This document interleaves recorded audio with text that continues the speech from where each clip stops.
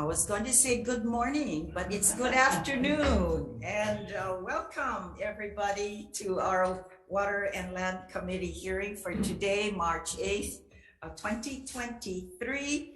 And the agenda tells us we're in room 229. So just some things we'd like to start off the day. Again, members, thank you, Senator Chang. We do have 5 members on this committee for those out there, and they will be coming in gradually as well. But this meeting, including the audio and video of remote participants, is being streamed live on YouTube, and you will find links to viewing options on the legislature's website.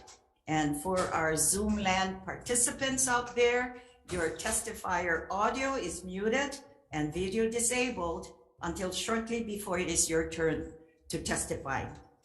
If you do not have additional testimony that is different from your written testimony as well, we ask that you stand on your written testimony.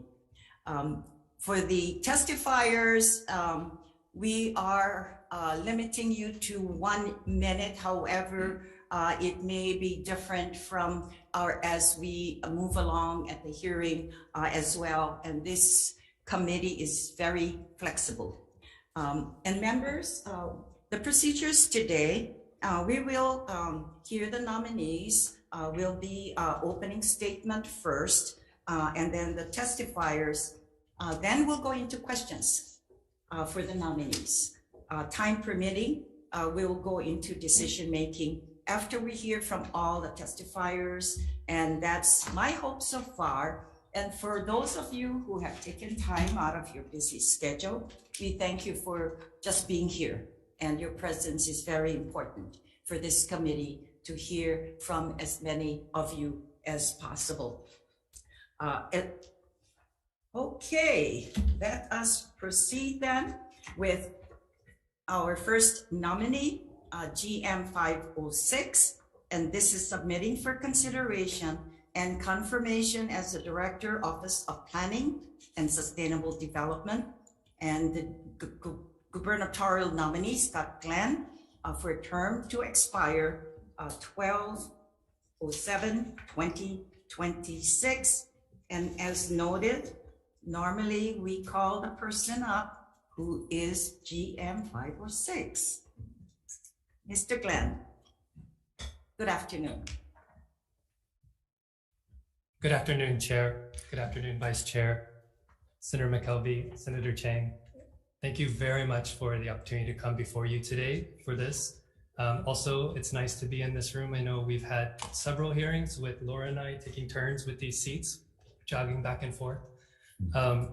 I would like to open with a couple thoughts and remarks and summarizing a little bit of the material that I provided in response to the questions, if that's okay. Mm-hmm. Please proceed. Thank you. Again, thank you. It's very much an honor to be in this position. I've served as the governor's designee since December of 2022. And in that time, I've been very appreciative of the opportunity to do this. It's a privilege. And I want to just highlight that I think across the world right now, we're experiencing a pretty profound shift. There are a lot of challenges in a lot of places: housing, sustainability, climate change, that we're not alone in facing, but we have unique ways of experiencing it, and we have unique opportunities in front of us. I think we're experiencing some very profound economic challenges as a state, where the cost of housing and the cost of living is rising, and we are having folks leave the state because of that, including some of our keiki, our youngest and brightest, and our working age families who are not here contributing to the well-being of Hawaii. They're instead contributing to the well-being of other places. And we have to bring them home. We have to find a way for our children to stay here, for society to thrive, and allow for all people of all walks of life from these islands to find a way to stay here. Also, with climate change, we're going to see growing threats already: hurricane frequency, flooding rains, coral bleaching. These are all challenges that we're experiencing. And the Office of Planning and Sustainable Development is uniquely positioned to help the state address these challenges.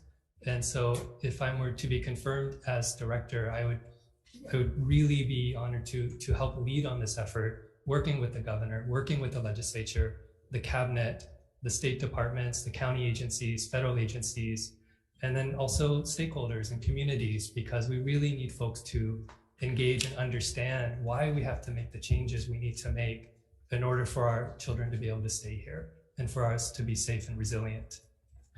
I believe my record helps support that. When I was at the Office of Environmental Quality Control, during that time, I came in with the purpose to update the state environmental review process. At the time, those rules were over 20 years old.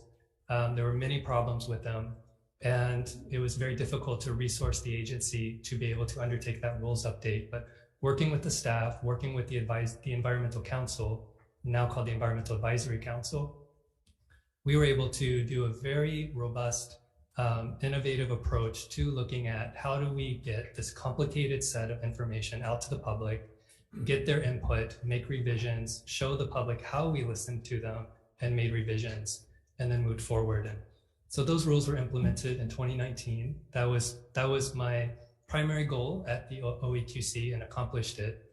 And in the 3.5 years since those rules have been in effect, I think we've seen some results from them. One of the most, I think, important innovations in those rules was the creation of a new exemption category for affordable housing. And that's because in 2019, we recognized how much of a challenge affordable housing is and a need. And so we worked with stakeholders in the development community, the environmental community, and with the county agencies, HUD, and others to craft language that would, to summarize it, basically say, let's put housing where there's infrastructure and where housing's supposed to be going. And if you're doing that, then maybe you don't need to do an environmental assessment or environmental impact statement. So since that rule got implemented, we were just checking over 20 affordable housing projects have used the exemption. Over 2,500 units across the state have benefited from the exemption, including projects in Hilo, on Maui, on Oahu, on Kauai. And in doing that, these projects have saved collectively millions of dollars and months and years of time to build affordable housing projects where we want the affordable housing projects to go. And so to me, that's a sign of success. And more than that, we found that over these last 3 years, those projects were not challenged in court for that exemption. And as they've been built, we've not been saying, oh, or we've been realizing that there's also not significant effects happening. So, I feel a certain level of confidence that this exemption is working for the most part, the way it's intended to. And I believe that as planning director, I would be able to look at other processes that we have in the state and try to find similar ways to see how can we tighten things up, rebalance the process to reduce, some of the work that has to be done to get quicker to construction while still balancing the public interest. So that's one of the things I wanted to do there. At the Energy Office, while I was there, I felt that there was a strong need to help the public understand our energy goals, why they're important, how they help people, and then also to accelerate our shift to renewable because that does save money. And so that's an important point, is that the lower the energy costs that we have, the greater people save money at home. In our lowest income communities are the ones that pay the highest energy burden. So the more we can help them with that, the better. And on top of that, the construction of these projects encountered tremendous difficulty during COVID. And so we had to come up with some new ways to try to align projects to help them move through the process while still respecting the agency's responsibilities for doing their jobs. And so we convened the Powering Past Coal Task Force as a way to identify the priority projects that were needed to replace the coal plant and get them through the permitting process, as long as they were meeting the requirements of the agencies that they had to meet. And so I believe with that process, we were able to navigate discretionary ministerial permitting. We were able to navigate a lot of disruption from COVID and the pandemic, as well as international trade issues and force majeure, where suddenly supply chain issues became a challenge for many of the projects. And so we constantly were meeting with suppliers from around the world to ensure that Hawaii was getting the materials it needed for its projects to continue moving forward. And I believe similarly, that's a skill, that's an approach that will help the state from the planning office across multiple sectors, not just energy, but to be able to bring that same perspective to affordable housing, infrastructure, and other needs across the state. So with that, again, I just want to thank the committee again for the opportunity to come before you. I know it takes a lot of your time to vet us and to hear from folks about how we're doing. And so I really appreciate you all putting that time into it and taking us under your consideration. Thank you, Chair. Thank you very much. And you could actually remain there if you want to, but maybe there'll be 2 testifiers at one time. So yeah, have a seat. Just be comfortable, Scott, as well. We'll go into the testifiers list as well. And again, the committee appreciates your attendance and your role as well in coming to testify at this stage. And Scott, you don't have to apologize for us being here. It's our job. And so don't have to apologize. We'll make time. Okay, testifying for Office of Governor. And will it be Nani? Aloha. Aloha, Chair. See you. Aloha, Chair, Vice Chair, Senators, Nani Medeiros, Office of the Governor, Chief Housing Officer. Here to express my support for Scott Glenn as the Director of OPSD. In my role as a Chief Housing Officer, in developing and implementing and driving Governor Green's housing initiatives, I've been able to work very closely with Scott in developing some of those. His perspective and his expertise is vital to the work that I do. I think he brings a really great balance in perspective from his experience dealing with the environment, dealing with climate, infrastructure, planning, and executing. He really brings this valuable piece so that our housing initiatives have more balance. He's already, as he mentioned earlier, achieved things like the Powering Past Coal Task Force. We are creating a Build Beyond Barriers working group modeled after that work to see if we can put the same kind of effort and coordination into affordable housing projects and getting them expedited without sacrificing or compromising process or reviewing bodies. Yeah, so just want to express my support for him. Thank you very much. Okay, appreciate that. Mahalo. Okay, Don Chang, do you have an arm? Good afternoon. Right. Good Yes, afternoon. I know. I borrowed it. Good afternoon, Senator Noy and Vice Chair Elefante and members of the committee. Thank you for the opportunity to be here. We strongly support the confirmation of Scott Glenn. I too have co-chaired with Scott Glenn on the Commission on Adaptation and Mitigation. And he has been, I've actually learned a lot more from him than he has learned from me. He's helped me to better understand the climate issues, different ways to address them. But I think what I also found with Scott is it's the ability to seek balance, and good leadership sometimes makes hard decisions. So I'm very confident that Scott is capable of being a good leader in the position that he's in and willing to make those hard decisions. So again, thank you so much for the opportunity. Mahalo, Doc.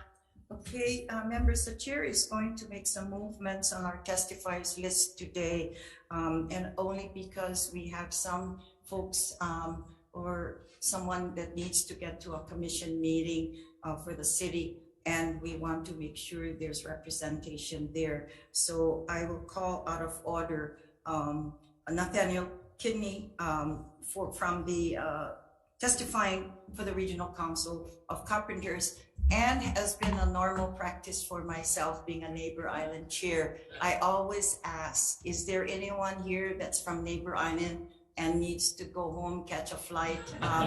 You know, please. Yeah, but anyway, please, you know, we always try to accommodate those that don't need to stay overnight and spend extra money. Okay, but just to accommodate you. Thank you very much for being here. Appreciate it, Chair Nathaniel Kinney, Hawai'i Regional Council of Carpenters Committee members.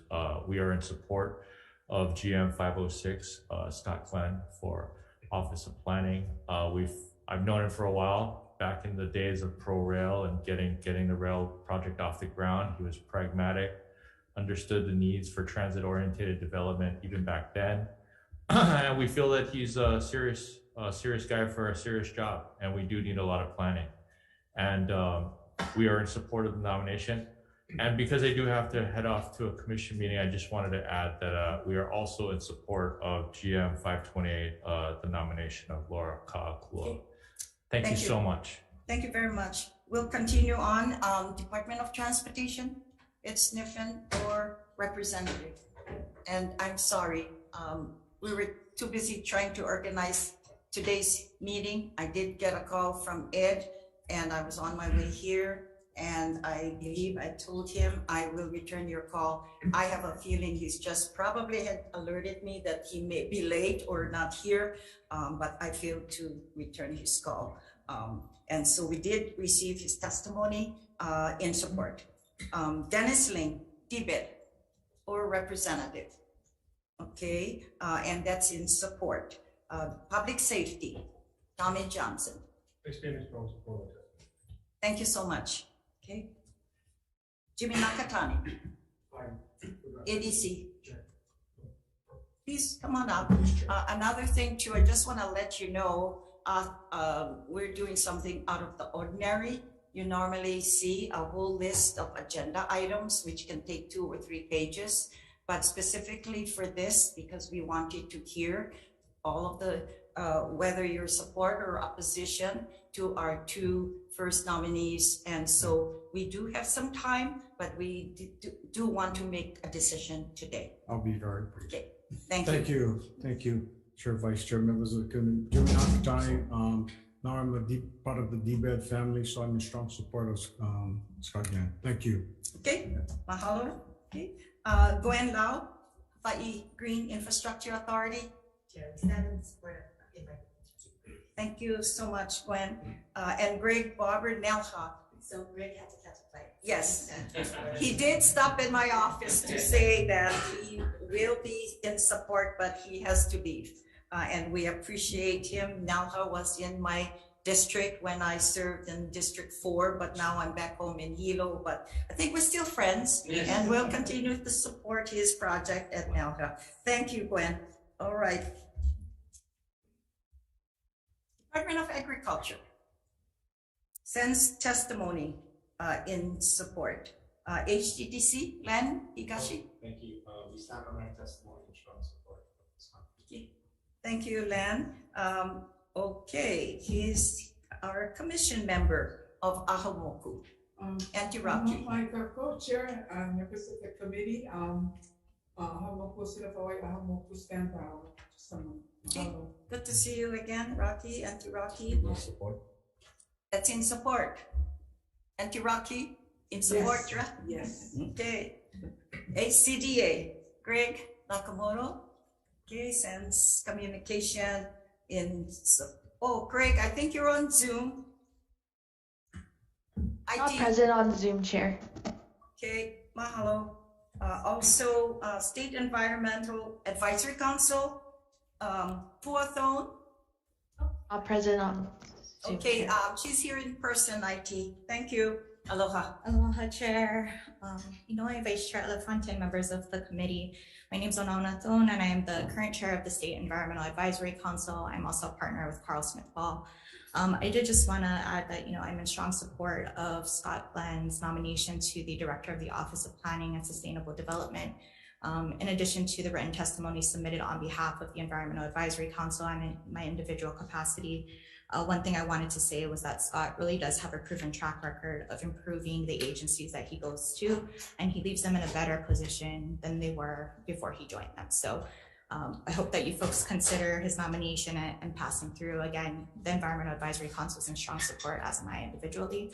And if I can just say that I'm also very much in support of Laura Ka'akua's nomination for the next GM. Mahalo. Okay. Thank you very much.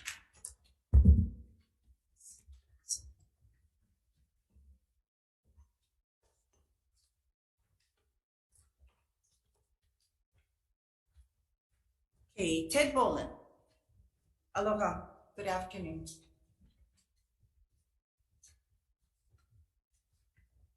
Aloha, Chair. No, You're a fixture here, so we should have a chair with your name there, but we appreciate your presence in our committee hearings. Thank you so much. I didn't know I'd become a fixture. Thank you, Vice Chair, members of the You're committee. welcome. Ted Boland, strong supporter of Scott Glenn, who I have known for a very long time. I first worked with Scott when he was a grad student, and I've watched him mature over the years into a diligent public servant. He was my client when I was a Deputy Attorney General, when he was at the Office of Environmental Quality Control, as it was then. He ran a sensational rulemaking process. It's the most transparent I've seen in 40 years as a lawyer. It heard all viewpoints, and I think that's the nature of Scott. He listens to everybody, he's fair, and he tries to do the right thing. I think he has a great record at the agencies where he's worked, and I think he would be an excellent choice. He served in the private sector as well as in government, so he has a perspective that some of us lack, and I think it helps him to come to reasonable positions and to hear all viewpoints. So I hope that you will pass this nomination, and thank you for the opportunity to testify. You know, members, if you have questions you'd like to ask of someone who testifies, please feel free to ask, because I will ask you a question. Yes. And only because you've worked with him, but you were also in the Attorney General's office. I have a question, and I was very kind of impressed with Scott's presentation this morning. However, knowing what has been before this committee prior to our third reading bills before transferring over to the House, we had an issue, not an issue, but part of a bill, similarly, Scott, that was brought to our attention, but I'm happy that you reminded us of the exemptions with regards to housing developments. Having said that, one of our favorite bills that did not end up passing on third reading was an exemption, and just for a discussion, and I'll make it short. One of the exemptions was for exempting EIS or the EAs with regards to well developments on farmland. Yes. And so what was interesting, and it's because on farmlands now, this issue may not only apply to public lands, but also to private lands. If someone wanted to build their own well, which we all welcome, because we know how precious water is. You reserve potable water or ag water for our citizens that use public water systems. But interestingly, the debate was that the restriction for agriculture on exemption of EA or an EIS. And since you're here, the bill died, but anyway, just to ask for your opinion or your recommendations, because we're all fond of, because the bill passed the committees twice, so. Mm-hmm. And if you could just kind of summarize. Yeah, I'll be brief. Sure. I'll say first, of course, I'm not at the Attorney General's office anymore. So I understand. This is just my opinion, and this is not an issue I've been close to, because I haven't done a lot. I didn't represent the Agriculture Department, and maybe somebody is here from the AG's office who is closer to that. But I would just say more broadly that 343 exemptions, if properly tailored, can make the process move smoothly. I think in the rulemaking, as we said before, a lot was done in that area. I don't have specific expertise with regard to the wells, I'm sorry. Sure, okay, all right. Just thought I'd ask. Yeah, appreciate it. It's something that we can continue in discussions with the, with Scott later and other agencies that are involved, like ag and water and land, and it's kind of an interesting thing. And sometimes we always think about, I guess we're always told to think out of the box, but when in terms of, we have a different environment now, with our precious systems that we need to preserve. Water is no different as well. So yeah, whether it's for consumption or for ag. Okay. I'll be real brief that I was the deputy representing the Department of Health on water matters. So I'm familiar with water pollution, just not so much on wells. Okay, thanks, Ted. Thank you so much. Denise Antolini, I asked to send communication in support, and she would be in person. I see she's not here. Let's see, we'll go on to those that did say they were going to be present. Anthony Alto. Thank you, Senator. Can I just add a few words to my Sure. Aloha. Aloha. Thank you, Chair Inouye, Vice Chair Elefante, members of the committee. My name is Anthony Alto. I've known Scott for over a dozen years, and I think if this was going to be decided purely on the basis of his skills and his experience demonstrated, it would be a slam dunk. But beyond that, I think there's an issue that confronts government writ large in this state and across the country, where there is a concern with ethics, with the way that government conducts itself. We see that at every level in this state. It's not just this institution that's being touched. It's City Hall, of course. It's the federal government too. And in that regard, I think of Scott as possibly the most ethical person I know in government.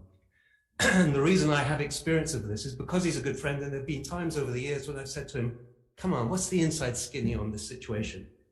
And frequently he said to me, oh, good friend, sorry, I can't talk about that. And to me, that's an indication if he's behaving like that in private with his close friends, how is he behaving with elected representatives? To me, he's the very epitome, he's the model of what we should look for in a public servant. Thank you very much for the opportunity. Thank you so much. Greg Kinkley.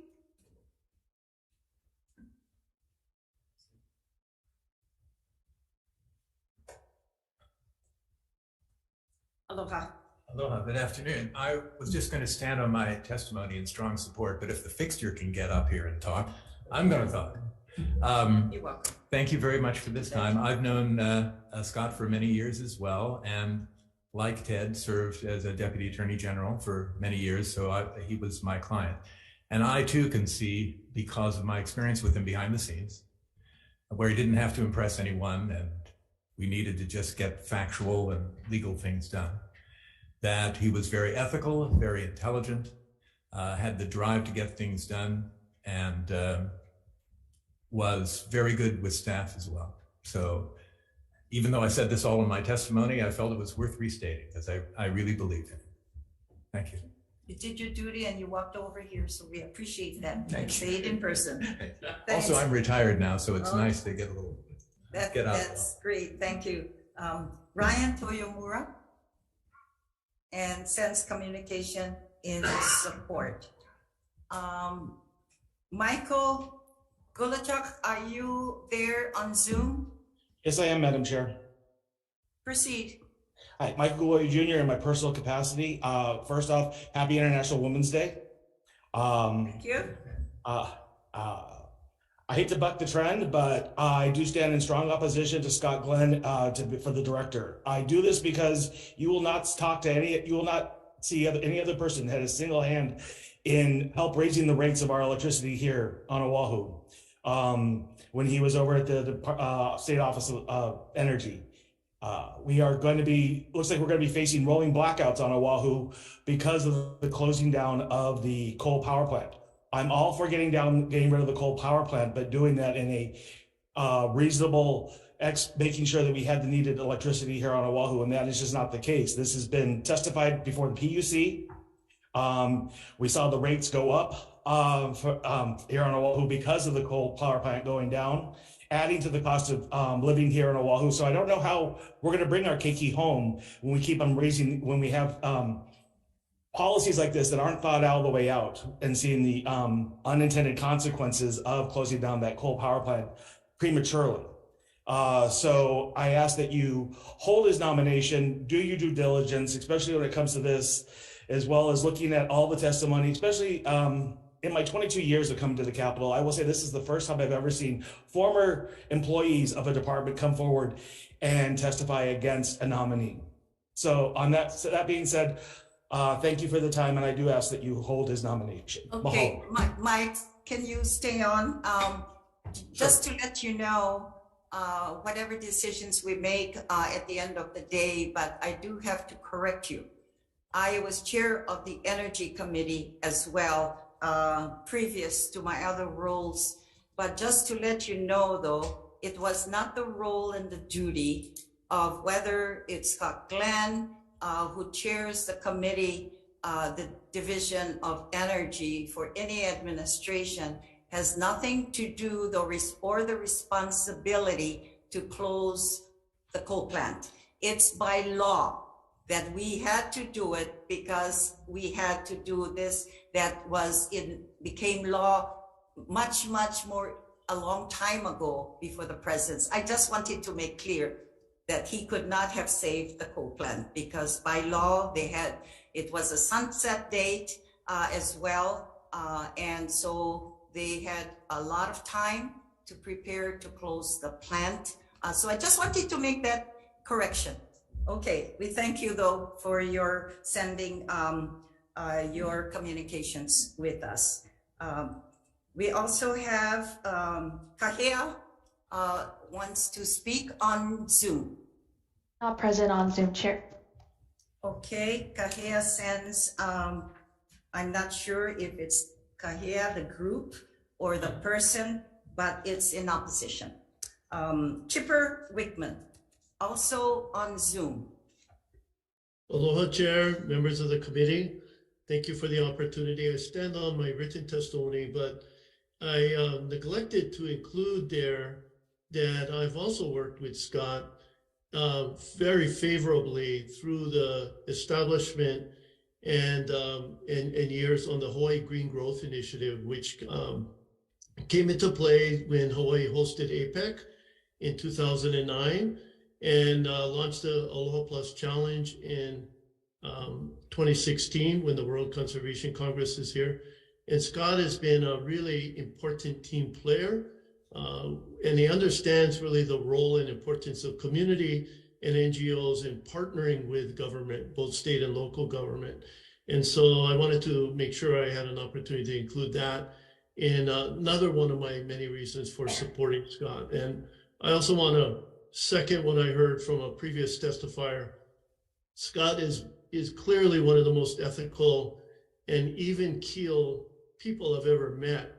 I've never seen him lose his temper. He's always very polite, very professional, and yet he's willing to take a difficult stand if needed, even if it's issues like the premature closing of the coal plant, or as you said, Chair, as dictated by law. I mean, these are tough issues, and he takes a position which I believe is always best for the state of Hawaii. So thank you very much for the opportunity to testify in person.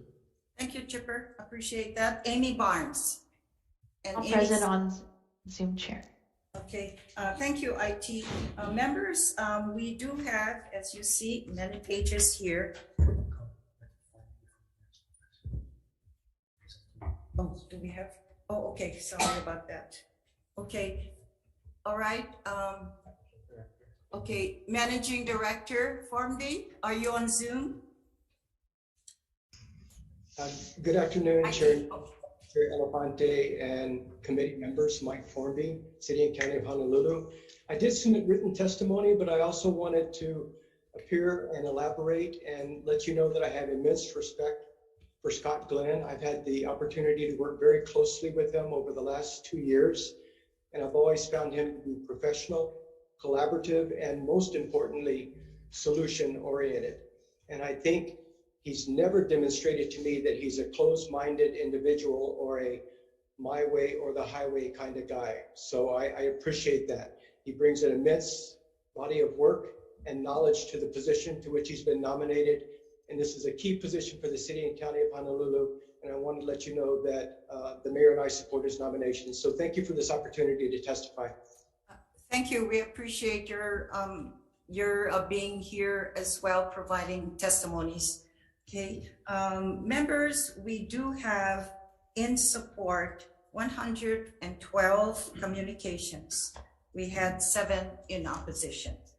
We will proceed then with any questions that you may have. Scott, will you? Oh, do you know what? One thing that's good about the technical things that we can receive testimonies. However, sometimes when you have late testimonies, it may not get to us in time. So is there anyone else here who probably did not or ended up doing a, you'd like to, why don't you, sorry. Come on up.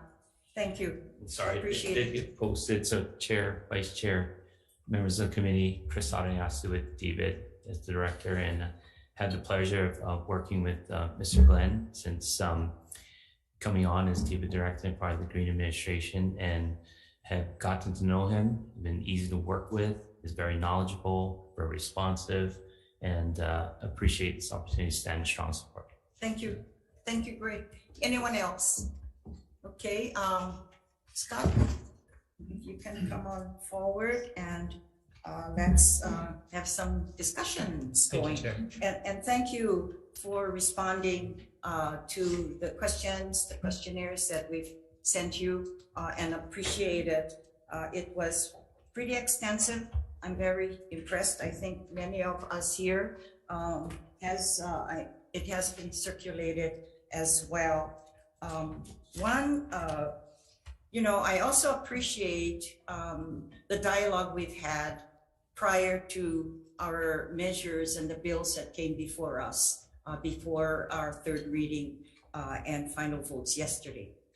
It was amazing that I've been here for quite some time, but to know that there are measures and bills that affects all of us in our life with global warming and everything under the sun. I think some of you who deals with our committee understands that issue as well. And so you got a lot on your plate, because as you did mention, with regards to housing, with regards to sea level rise, and all of those measures that we've had, and some of you have participated in our bills that came before us that are still surviving.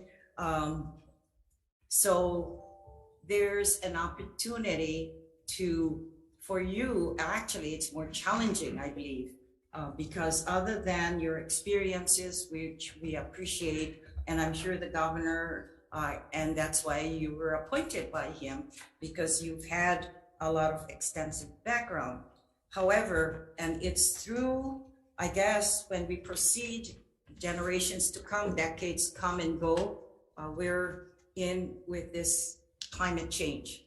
And another thing, members, what's added to the plate with OPSD is not only what we read as to the responsibilities that, of course, LRB needs to update, all of the agencies that hasn't been updated since 2020, the new role, because with rail, it also ended up being part of it has been your responsibility, which is really important, is TOD, the transit oriented development. And so that's on your plate as well. And members as well, we can talk about the other responsibilities. And if you look at the chart, and thank you for bringing the larger font style, on the last page is the organization. And so if you look on the right-hand side of it, the left side of the Office of Planning, we're pretty much the standard. Now with the area of the adding to TOD and your responsibilities as well, but it's always has been in there working with DLNR, as well as the added TOD, climate change, sea level rise, goes with different agencies as well. We're tasked with working with DLNR on sea level rise, how we manage, and actually, not I was condemned, but I wasn't a good friend of somebody who had a bill that I did not hear. And one of those measures, which I felt was not the right time, and my friend Ted Bolin can probably add to the discussions, was a bill to purchase properties in the North Shore or a particular area for the state to purchase.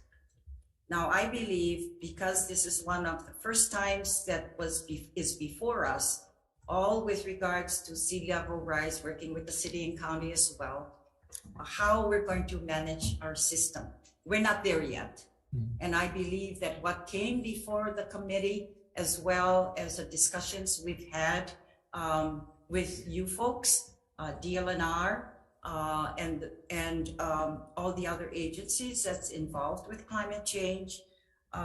We need to get our feet wet first. We're all being educated, and I'm so happy that we were able to look at the bills that came before the committee on the more important stages, where we are, how we're going to manage a system before we even think about relocations, because I think when the sea level rise and the impacts we've already read about it, the devastation it does to the homes, but where is government and the responsibility of all of us?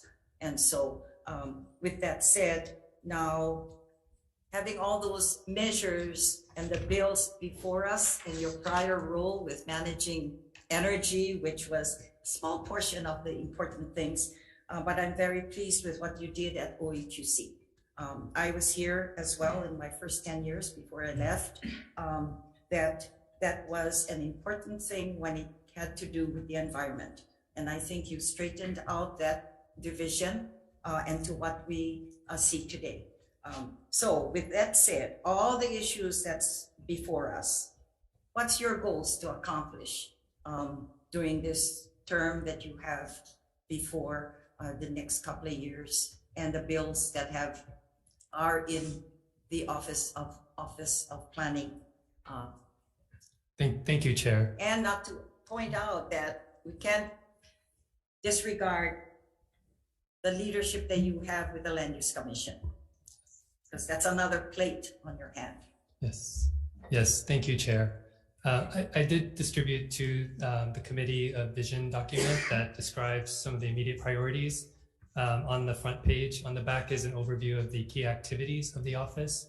So I would say first, what my goal is to help the Office of Planning help the state of Hawaii. That's the bottom line, what I want to be there for. And there's a couple of high priorities that the governor has set, that the legislature has set. And I see the Office of Planning's job is to help implement the planning and the coordination with the other agencies to move that forward. So clearly affordable housing is the #1 priority of the governor and the legislature. Climate change is a priority of the governor and the legislature. Homelessness. These are things that the Office of Planning can directly engage on from a planning perspective, but also an empowering perspective. And I think where I tend to think of our relationship is in concentric circles.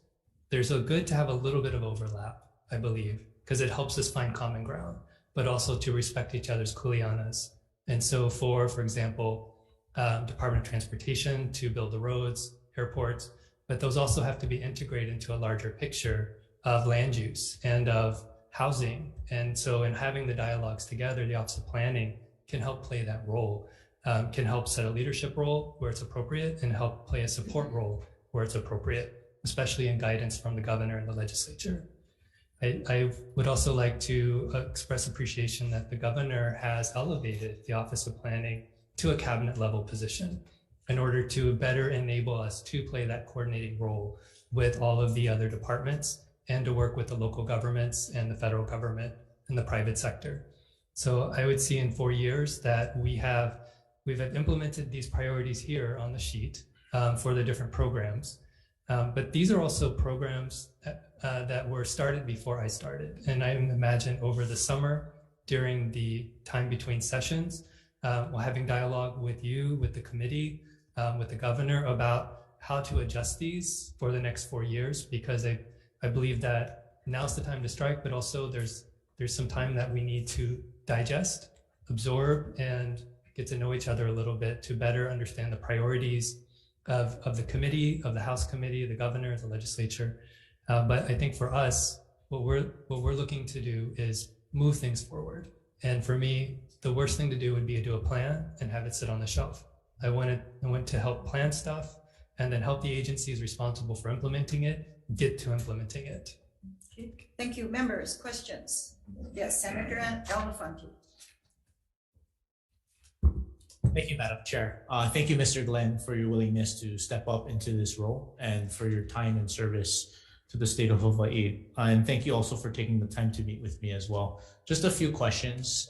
Being from my experience on the county level, counties, in particular the city and county of Honolulu, took a very leadership role with transit-oriented development. So how do you see your role, especially with key state lands for TOD? Thank you. It's an important role that the Office of Planning plays. And I think the state is the largest landowner along the TOD corridor. So there's numerous opportunities for this island to look at doing TOD. The key conversations we've been having so far is the infrastructure and the critical path to get from where we are today to having housing units being built and people living in them. And so the state and the county have joint and separate responsibilities. And so some of those are at the planning level with us, some of them are at the planning level with the city, some of them are on the implementation level with the city or the state.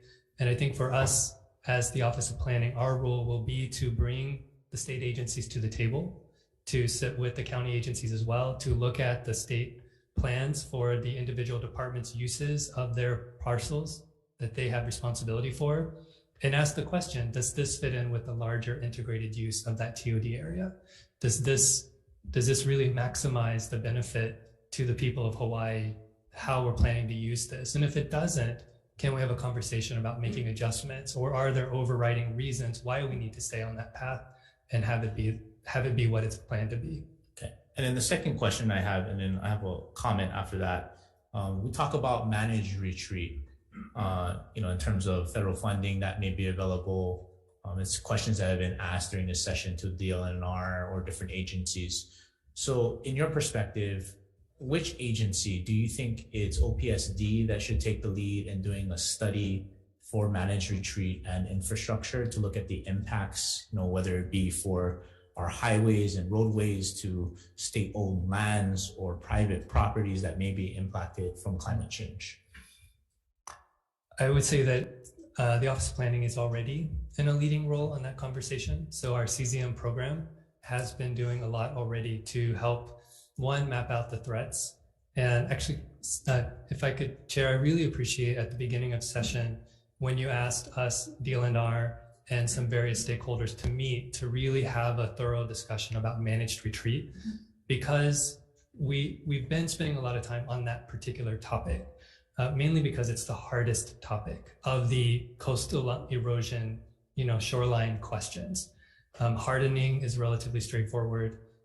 Living with water is complicated, but probably not as difficult of a conversation as managed retreat is. And so the Office of Planning actually has several tools that are going to be coming out in the next few months that are going to help map out the toolkits and the tools available to us for managed retreat, living with water, hardening, and that's going to set up us to have a conversation about what's the right tool for the right place. Now, in getting to the right place conversation, we're also about to roll out a map viewer looking at our shorelines. And, one of the conversations that when we talk about managed retreat, I think a lot of folks think of it's the same solution for the whole state. And I don't think that's the conversation. That's not where OP wants it to go. And so what we're doing is a map of discrete parts of the coastline that kind of fit together, and then say, okay, this stretch of the shore might make sense to harden, but just down the road, this might make sense to retreat. And we don't know where those are yet. So that still needs a lot of planning there. But for the areas where we have got the right tools in place and we know what the direction of the solution needs to be, then I believe that is where DLNR or DOT or someone steps forward and says, okay, we're ready to implement that solution now. Thank you for your answers on that. And finally, as a comment, this is more of a compliment, Madam Chair, I think it's quite impressive, given your background, aside from your fellow cabinet colleagues, to get testimony and support, but also getting it from the union sector, the development sector, and from the climate and even your past employees. So that's credit to your experience, and I'm sure you're grateful for that support. So I found that pretty remarkable. Thank you. Thank you. Okay, thank you. Any further questions? Okay. Yes, Senator Chang. Thank you, Madam Chair. Two questions, Mr. Glenn, and the first is going to follow up, I think, on my colleague Senator Elefante's first question. As you should be aware, the Hawaii State Planning Act, HRS Section 226-19B, states it shall be the policy of the state to effectively accommodate the housing needs of Hawaii's people. I think we can all agree that the state has egregiously failed in that statutory mandate. And OPSD has been primarily reactive and not proactive in fulfilling our responsibility. For example, when your sister agency, which is represented here, DLNR, wants to build warehouses rather than housing on lands near rail stations, or DAGS wants to build entertainment at the Aloha Stadium parcel, OPSD was silent and is still silent today. Even now, you talk about having conversations rather than leading from the front and saying, this is where the housing should go. As a result of the lack of proactive planning, when the legislature seeks specific shovel-ready infrastructure projects to enable large-scale housing construction, those details are not readily available. Can you share with this committee today how many housing units does the state need, and on which parcels should they be built? Thank you, Senator. The estimates for the state need range from 50,000 to 100,000 to even yesterday article was, or 2 days ago in the news about possibly 150,000. So there's a deeper dynamic going on beyond just supply and demand for family units and availability that I think warrant a deeper discussion into the number of housing units needed, but clearly it's more than we're producing right now. And I'm sorry, I don't have a specific number to give you or the specific locations today to give you for that, but I would gladly work on that with you, with the committee, with the legislature to take a look at meeting that language in the statute that you just read. Well, when can we expect those answers? It would probably have to be something after this session is finished, and would be happy to meet with you during session to work on what the scope of that could look like and develop a timeline with you. Okay, my second question, since you talked about your work at the Energy Office, as you know, the single greatest energy cost for Hawaii families today is for private car transportation. If I could sum up, I believe, my urban planning philosophy in one word, it would be walkability.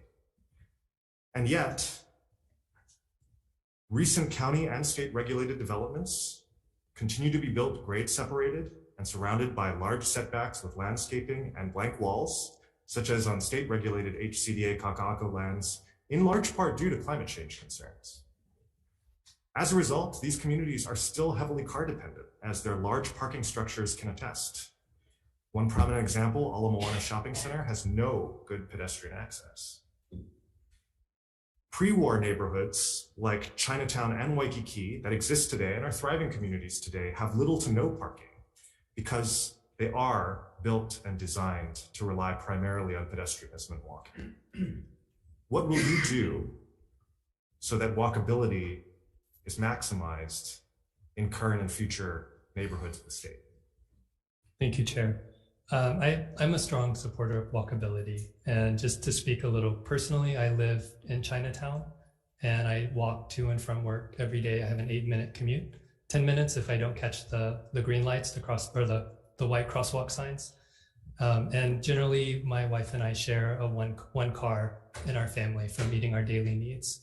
The question of walkability, I think, is an important one because that's also the foundation of a healthy lifestyle. For people to be able to move around easily, I think it's an equity question as well. It's something that you don't have to have money to be able to walk around. So if you're able to access goods and services, that's important. The Office of Planning has the opportunity to promote that kind of perspective through TOD discussions, but we also have that opportunity through the Environmental Review Program. And one of the things I would like to do with the office is to better integrate environmental review into the work of the office. Right now, our practice tends to be occasionally the CZM program or the land use program will review an EA or an EIS, but only for their programmatic perspective, and then might write a comment letter. But what I would like the office to do is synthesize our expertise as an office across conservation, agriculture, urban, rural areas, and be able to provide a more well-rounded set of comments on the proposed development of projects. And that becomes the opportunity for the Office of Planning to promote walkability in early level project design as well, even when it's not a state project. And you're talking about those projects that come from the counties whether it's city and county or any other county, because of the developments occurring in their area with regards to the approval and the comment period, no different than those development plans move from your area to transportation and to health and to DLNR in order to allow those developments to occur. But that's a good suggestion that you're doing. Having said that, so some of the inputs with regards to comments coming out of your office, and you're trying or will be attempting to make some changes to the review process. Yes. And that, I think, is a first step, because you're doing it as it comes in from developments that occur from the different counties or any developments as well. Okay. Senator Cheng, if you have any other questions as well, I want some time for our next GM because we are, staff just remind me, this is not the normal workday schedule, it's recess. Am I still limited to my hour and a half?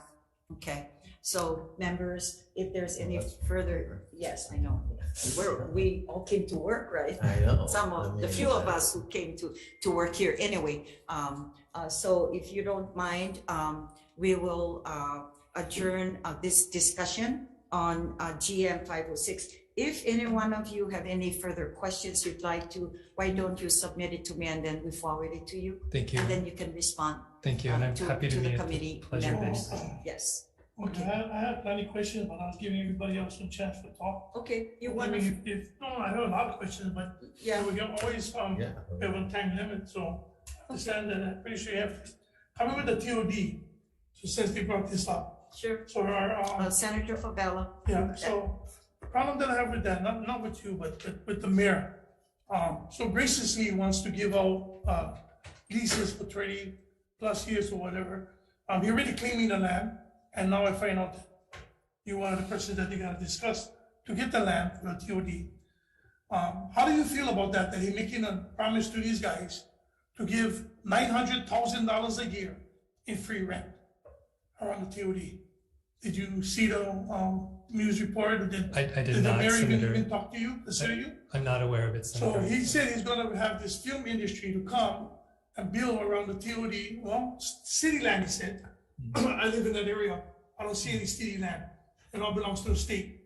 And I know he's talking around the transit center. Yeah. But again, Senator Chang, 120% right. You shouldn't be looking to billing and giving somebody $900,000 a year free when we can be using that money to build houses. Because that's what we need. We need houses because Ho'opili is a great community when you're talking about walkability. The community is built around walkability, and that's what we need around that transit area. We need more homes to do that walkability. But having him, I just wanted to know if you knew that he said that on TV that he has city land over there. It's not city land yet, because you have to discuss that with you guys on the land process, right? So that's why I wanted to bring up one of them. Thank you, And I get a few more questions, Chair. It's going to be quick because you guys answered a few of them. Okay, with the energy plant, the chief energy office at that time, what was your role, actual role in, I know Senator had elaborated to a little on top of the TV, but what was your actual role in the AES coal plant closing? In the coal plant retirement. And what was your yes. actual role? So as chief energy officer, we were looking to coordinate the employment of the staff, of the employees at the coal plant, working with the company to identify job opportunities, trying to identify the local businesses that could be affected by it. We reached out to the White House to see if we could qualify the community for being a coal impacted community, and the White House denied that request. We also worked on trying to identify the environmental impacts of the coal plant because there's mercury coming out of it. And so that was landing in the nearshore waters and in the communities around the coal plant. So we're trying to do some education, understand those effects. That's for the coal plants itself specifically. So this was federally, or we did that as a state, giving them one time to close? It was a state law passed by The the reason why I legislature. asked this question, of course, already, some of my senators said the same thing. Energy cost is over 70%. So at that time, when we didn't have the solar and all of these places that wasn't ready to contribute to the closing of the plant. We were still in session at the time. You didn't think as the energy office person to come to us and say, hey, I know we get on law that we made. Is there any way we can amend it into the solar farms? And the solar farms is coming on very slowly to offset the costs, because Hawai'i Electric didn't want to pay for it, even though they make billions and billions of dollars off of our taxpayers. So when I had put that in to a letter to have them, even to Congress, to have them to have a HECO offset the cost of what we pay now, and they didn't want it because they said everything was going to be good back in December, and it's getting worse now.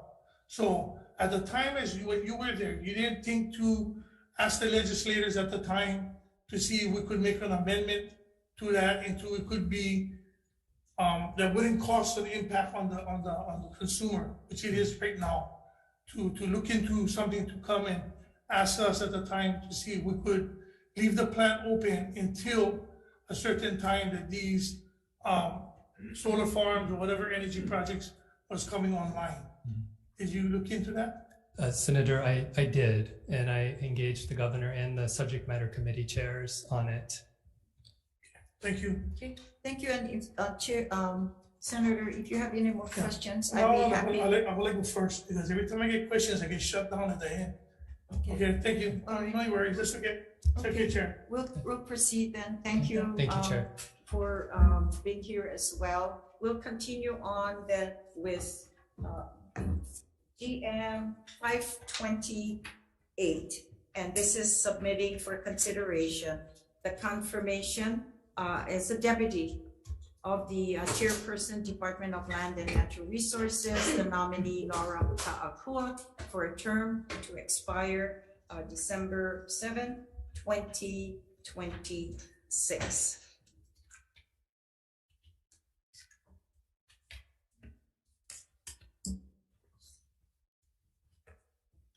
Okay, Office of the Governor. And this is regarding GM 528. Aloha, Chair. Once again, Vice Chair, Senator Chang, thank you. Also want to echo my support for Laura and her nomination as Deputy to DLNR. Similar to my comments about Scott, working with Laura, very closely with Laura, the perspective that she brings in her background through conservation land efforts, public land trust efforts, really helps to inform my work as the housing chief. I am working actually with both of them. I neglected to mention Scott. I'm working with both of them on our draft for the emergency proclamation on affordable housing. And they are helping me to navigate certain chapters, 343 and 6E, so that we can minimize, if not avoid at all, any suspensions there. And their expertise is helping to develop a process forward, while respecting why those processes are in place. And I really appreciate their expertise in being able to help us do that, so we have a very balanced housing approach. So once again, support Laura's confirmation. Mahalo. All right, thank you. Thank you, Nani. DLNR, Don Chang. Good afternoon, Senator Noe, Vice Chair Elefante, and members of the committee. I know your time is running late, and I want to give Laura and the other testifiers an opportunity. So I'm going to stand on my testimony, but I do want to add, I strongly support Laura. She has been a great team. We've worked well together. We've been able to fill in the gaps. We've had great conversations about doing some hard, not kicking the can down the road, but trying to take on some of the hard decisions, some of the hard issues that are faced with our department. I am so confident with Laura's sharing in this leadership. And this is quite historic, having 3 Native Hawaiians lead DLNR for the first time. But I think it also bodes well that it is a time of healing, trying to bring people together. And I think Laura compliments me well. There are some things that I may have done in the past that, and Laura helps to fill that at the department. But she has stepped up, she stepped in, and she's been really great with the staff. So I appreciate the opportunity. Thank you very much. Thank you, Chair. We do have testimony sent in from Eds Niffen, and he sends testimony in support. Scott Glenn. Chair, thank you. It's nice to be up here to express support for the deputy chair. I've had the opportunity to work with her over the last 3 months as in our respective roles today, but I've known her for several years as with the Trust for Public Land and before that. And she's always been a very conscientious person. She brings a lot of great expertise to the department. And I think she understands very deeply the mission of the department, and the ability to help it with its conservation mandate. Thank you. Okay, thank you very much.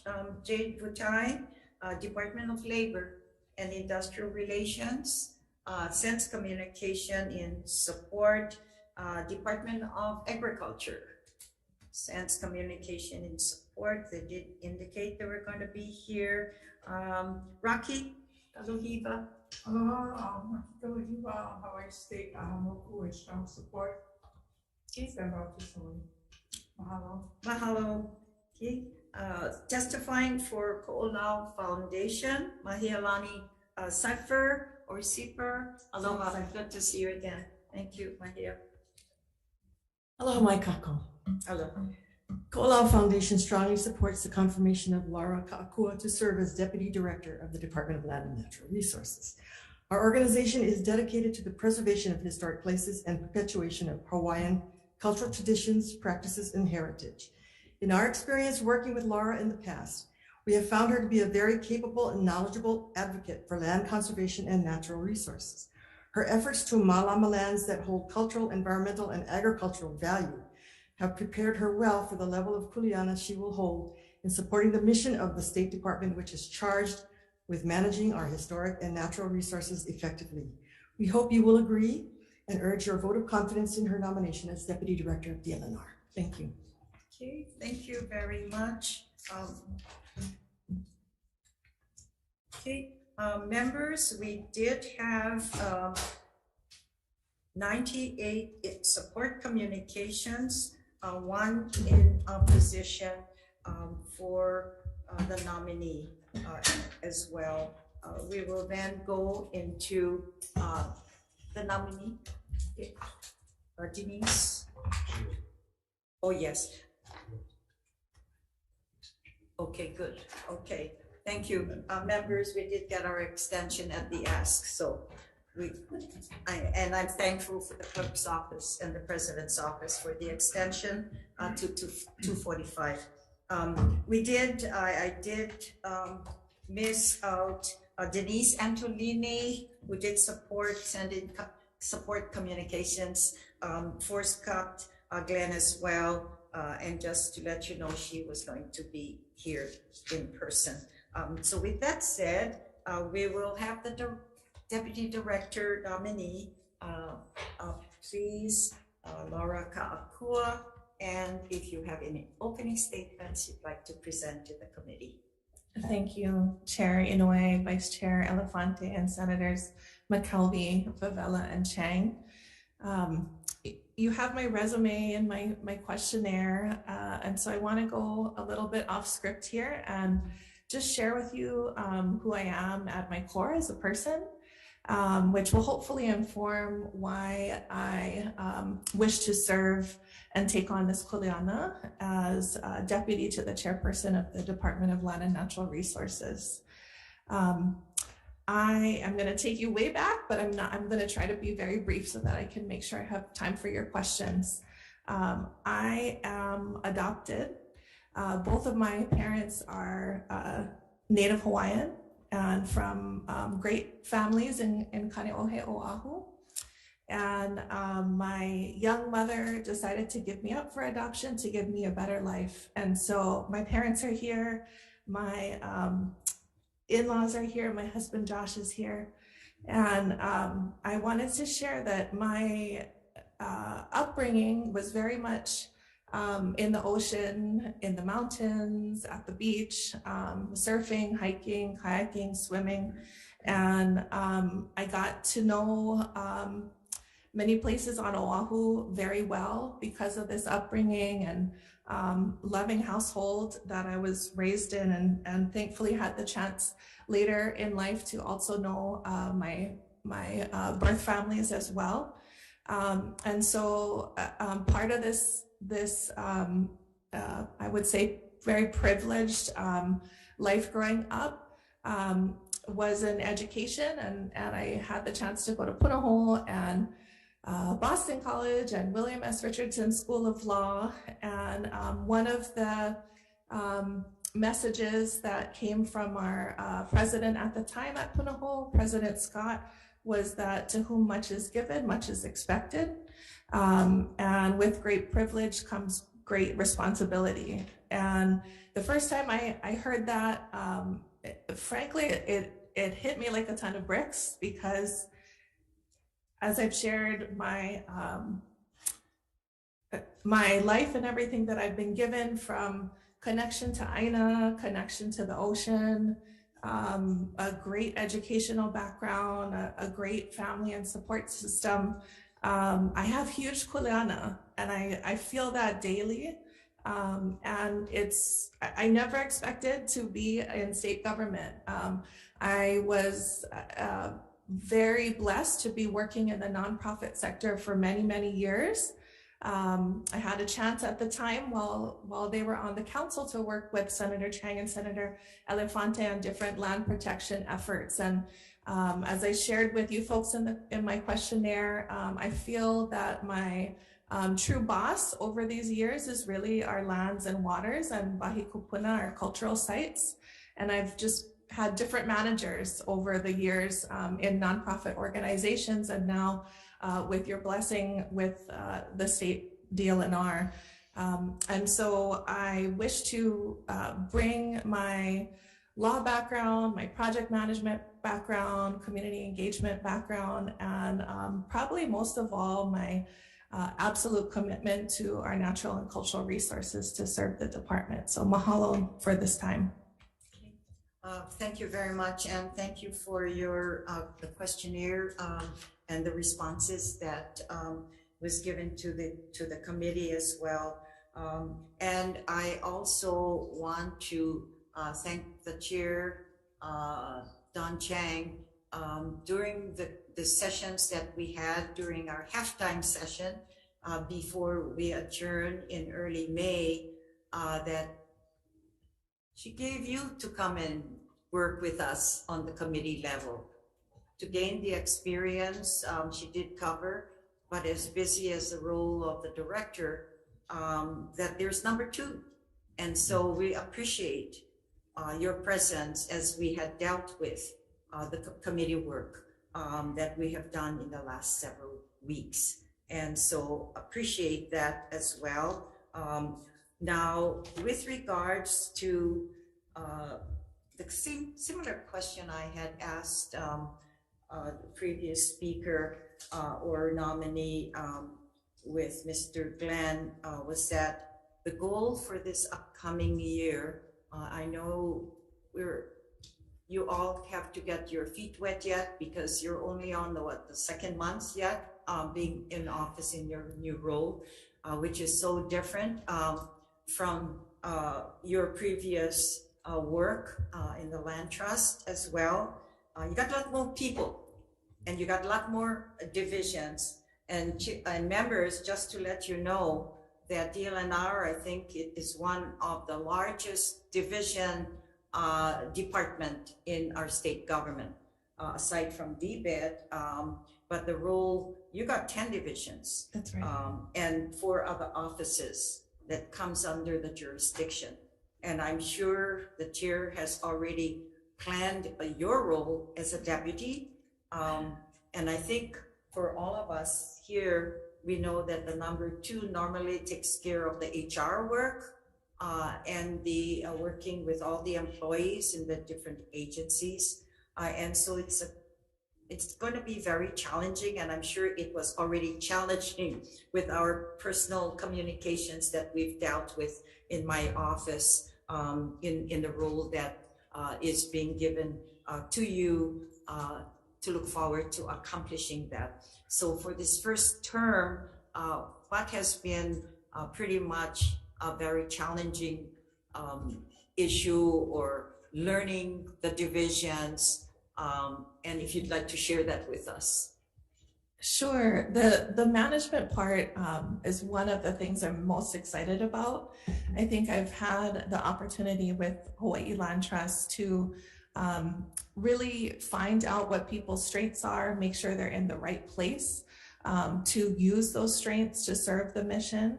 And I guess I would say in terms of challenges, there are divisions that either inherited challenges or have been dealing with huge staff shortages for what their kuleana is. And because we do have so many divisions, I really plan on and have discussed this with Chair, working very closely with those divisions that could use assistance in project management, in HR issues, in making sure that they have community partnerships to leverage the state staff that we do have. And so one issue in particular, it comes to mind first, of course, has been this massive yacht grounding on Maui that I've been working very closely with Senator McKelvey and Representative Cochran and Councilmember Paulton and others on. And just today, there's more boat groundings that Maui is dealing with. And so there are, and what I learned from our good folks at Dobor, one of our divisions, is that this is an annual occurrence. It's, the whales come in and unfortunately the vessels ground at the same time on Maui. And so what I want to figure out is where we know that there's going to be recurring problems, especially if we can time them to the seasons. Let's not live in this sort of insanity of repeated problems. We have to figure out what are the levers that we can pull, whether it's working with you all to change our laws or empowering community through community watch groups so that we can head this off in the future. Okay, thank you. And you never know what the act of God's come out with it as well. Yes, the act of God, yes.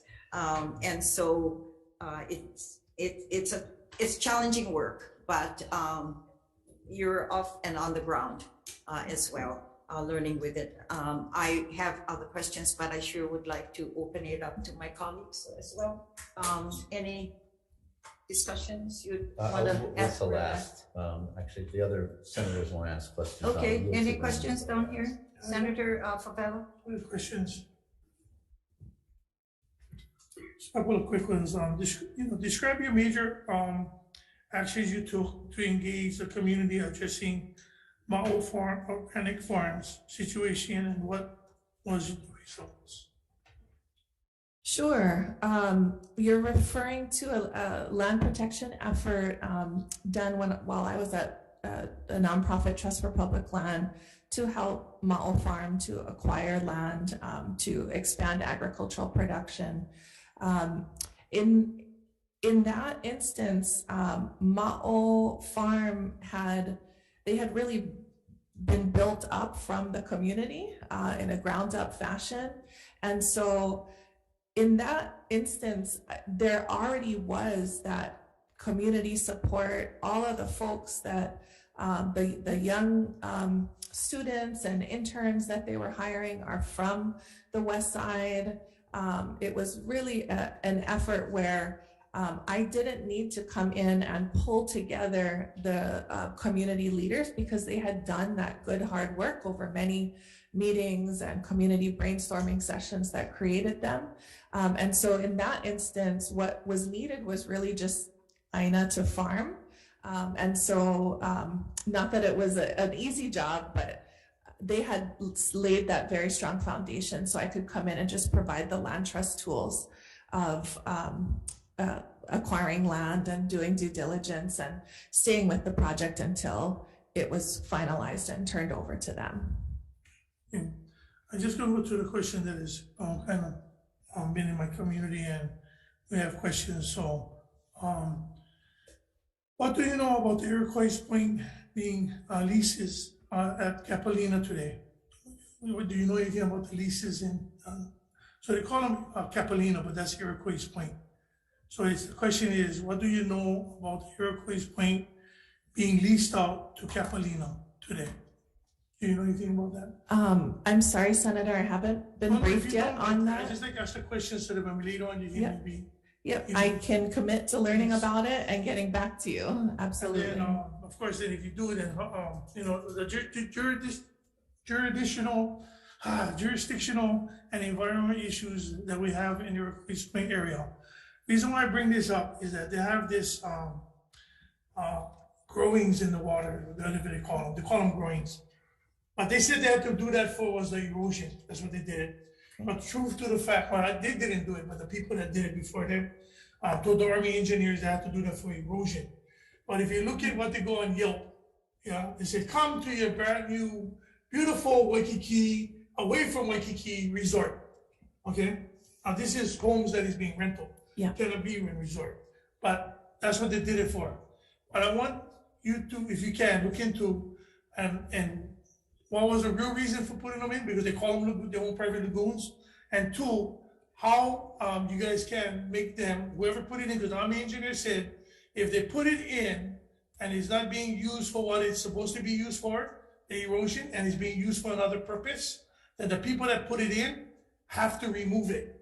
So it's causing erosion going west of Iroquois Point to Pualoa Beach Park to Hawbush. We have no sand. And that's why we have the problem with rifle range, erosion, and falling into the water. So if you can just look into that, but I can send you pictures. I just wanted to bring that up. And then the last one would be, for now, is do you believe DLNR has, I guess, legitimate inventory of Crown and ceded land today? Do I believe it's a legitimate inventory? So I have seen our inventory. I was just sharing with another senator that part of my summer plans are to go through our inventory of lands. And I know that there's folks on different committees that are curious about DLNR's inventory for different reasons. And part, you know, whether it's housing or making sure we have land for Kauhale, we've heard all kinds of interest in the inventory. And I guess I will just commit to you that I know that there are, there's been different inventory lists, and whether lands are ceded or not has not aligned in the past based on different agencies. And so I can commit to you that I will work with our friends at OHA or others to at least look at that list and make sure that we can reach agreement and resolution and most of all truth on what is actually ceded land.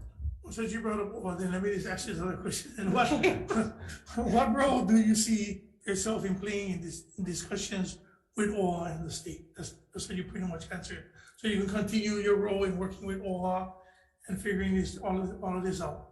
Yes, I think OHA and DLNR should be working very closely together. And I look forward to, I think that line of dialogue is definitely open already. And I just look forward to working closely as after session in particular. And then the last one is just a comment. I know you have one position, but the rest of you are a rock star to everybody else. And I'm happy to have you aboard on this. And the one complete person has nothing to do with you. You just don't like the governor. So that's what I heard. So everybody else likes you, even the guy that don't like the governor, but that's the only reason why he opposing you. But you have an impressive and great background, so appreciate you. Thank you, Senator. Thank you, Senator Vavella. I have a question, Senator. I believe I did walk through Iroquois Point at one time, but is that under our jurisdiction, or is it still part of the military? Did they turn over the land? So part of the land back in I think that's your cousin, Uncle Senator Danny Noy. He had made some arrangements in Congress to pay our land that was supposed to be given back to the Hawaiian people Exactly. for the bill that they had with Hunt, $100 million. The developer. And that was part of the deal. But Hunt made $300 million already by now. When is they going to release that so that we can have that back and give it back to Hawaiian Homes, which should have went from the beginning? Oh, okay, so we're not settled on No, we the don't land know. That's why I ownership wanted yet. to her for check. Yeah, oh, that's a good question too, and later on we can The assist average them. rent in there, just to let you know, the old officers' quarters is $7,000 a month. Yeah. Okay, a person with a 3-bedroom, $3,500. So still managed by the military then? It's Yeah. Capelino, the guys who took over Okay. the lease for Capelino. Thank you. Thanks for responding as well. Just another thought too, in my first 10 years when I was here in the early 2000, and when then Senator Colleen Hanabusa, when she chaired Water and Land, the issue with regards to your exact question about the land, whatever is between the ceded lands and the public lands jurisdiction. And I do know, I think when we went through those discussions occurred then as well. So I think the data that probably needs an update, but I know there was some actions that we did earlier during that period of time as well. Okay, we have time for a few more questions. Senator Elefante.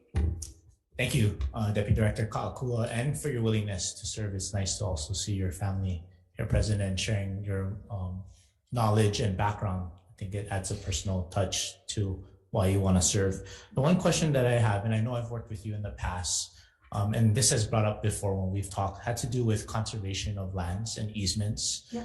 So now that you're in this role, aside from your previous role in the Hawai'i Land Trust, how do you see it in terms of your philosophy regarding use of state funds or city funds to purchase a land, then to purchase the conservation of easement, and then also to have operation funding for that? And I know it's a case-by-case basis, but now that you're wearing this hat, what are your thoughts on that? And this is in particular to nonprofits. Okay. Yeah, I think when we look at land protection efforts, we should be looking at stewardship after the fact as well, whether it's the state. I know that's something we have to tackle moving forward for Lipoa Point, for example. And so at the Land Trust, it became our practice that before we would take on a new acquisition, we had to make sure that there was a stewardship endowment for that land. And really we see it as familial, right? You're adding like a new child to your family. You want to make sure that you're going to be able to take care of them forevermore. And so I think whether it is the state taking on that responsibility or a nonprofit taking on that responsibility, I support stewardship funds going to that land so that it's not just protected, but overgrown and people can't go anymore. I think we want to protect it and then have that stewardship funding and often that staff present so that it's safe so that people can come and enjoy. Thank you. Thank you, Madam Chair. Okay, thank you. Any further quick questions? If you can also summarize your questions. Senator Chang. Thank you, Madam Chair. I'll just raise one issue. Sure. As you know, the Hawaii State Planning Act equally applies to your department as it does to OPSD. Do you believe that revenue generating warehouses are the highest and best use of DLNR's East Kapolei parcels? How many housing units should be built at those sites? And what other DLNR parcels along the rail line should or should not be developed for housing? Thank you for the question, Senator. Actually, you're speaking about DLNR's parcels along the rail line in Kapolei. And our plan was to move forward with the 1,000 units plus warehouses and business, as you mentioned. And after speaking with you, we actually changed our position on that testimony that involves those lands in particular. We are open to the full allowable build out of housing units there. We're open to the full build out of the basically doubling what we were before. And so not to get too into the weeds here, but that would just require us to expand the scope of our EIS. Thank you. And if you can share any other DLNR parcels that you think would be opportune for housing development, that would be great too, either now or later in writing. Yes, so absolutely, we are actually looking to and that'll be part of my summer fun, is to look at the whole inventory and looking in particular for our affordable housing and our Kauhale projects, our homeless projects that we could be able to contribute to that grand state need. Thank you, Madam Chair. And I can attest to Senator Chang's inquiry with regards to housing, because he chairs the housing committee, but also that he also was successful, and we all did pass a lot of housing measures that also had to do with using public lands. And so I think it already has set the pace, and you know, it seems like you folks are already moving along with it as well. And so that's going to be beneficial to the income generated with making sure that we gain from using our public lands for housing. And so that's going to be another big task and our asks for your agency as well, working with Office of Planning as well. Okay, members, any closing remarks? I have a closing remark. Okay. I can save it for decision making. No, we got time. Sure. 5 minutes, can use it well. I know I can't compete with a good senator from Eva. Senator McKelvey, please. No, Deputy Director, thank you so much for being here and for your service. You know, we hear a lot of talk from the nominees about, I want to discuss this, I want to plan this, I want to do that. But I got to tell you, you've actually been walking the walk already. The situation in Honolulu Bay with a luxury yacht, and even today, being able to share the videos and the photos and get a quick response from you and the divisions, for your willingness to come out over a weekend and be there to face tough questions from the community, to support us, to recognize the work that we're doing, you know, to the media and to the community, and then to even the willingness to come out to do a community meeting afterwards, knowing full well these things can be rough. And for you to want to come out over and over again to our area, to Maui, for all the division areas, whether the forestry, wildlife, whether it's the harbors and all of these things, and work with us on this level is truly impressive. So I am so happy that you have stepped up to this role, and I look forward to supporting your nomination both in committee and on the floor. So thank you for that. Thank you very much. Thank you. Okay, members, we will be, we don't need to recess to go into decision making. We will proceed with our decision making. You got your votes, you're ready for the votes. I got my quorum. We got 5 of us here. Okay, the Committee on Water and Land on its decision making for today, Wednesday, March 8th, with regards to the governor's gubernatorial nominees, and we will start with GM 506. Chair's recommendation is to pass to advise and consent, and that's the process that we move for governor's nominees. We don't have the other process that we use. So for all the governor's nominees for GM 506, again, in consideration and confirmation to the Director, the Office of Planning and Sustainable Development nominee, Scott Glenn, for a term to expire December 7, 2026. Chair's recommendation is to advise and consent. Okay, any discussions? Hearing none, Vice Chair for the vote. Chair votes aye. Okay, Chair's recommendation is to advise and consent on GM 506. Chair votes aye. Vice Chair votes aye. Senator Chang. Aye. Senator McKelvey. Yes. Senator Favela. No. Madam Chair, the Recommendation is adopted. Thank you. Okay, with regards to GM 528, and this is the for consideration and confirmation, the deputy of the chairperson, Department of Land and Natural Resources, the gubernatorial nominee, Laura Kua, for a term to expire December 7, 2026. Chair's recommendation is to advise and consent. Any discussions? Hearing none, Vice Chair for the vote. Chair goes aye. Okay, Chair's recommendation is to advise and consent on GM 528. Chair votes aye. Vice Chair votes aye. Senator Chang. Aye.